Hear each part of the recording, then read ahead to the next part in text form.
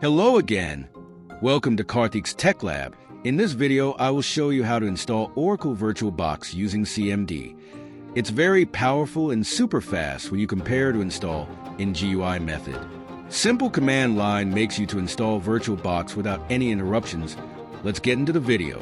First, open command prompt as administrator and select yes. Now type the following command. Wing-it install oracle.virtualbox and hit enter. That's it. Oracle VirtualBox and required packages will get installed automatically.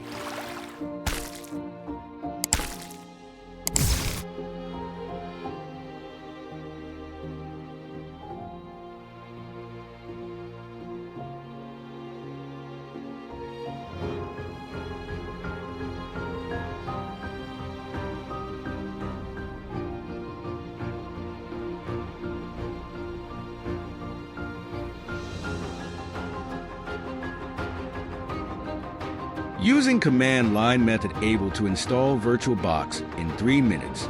In the next video, you will see how to install Windows 10 on VirtualBox.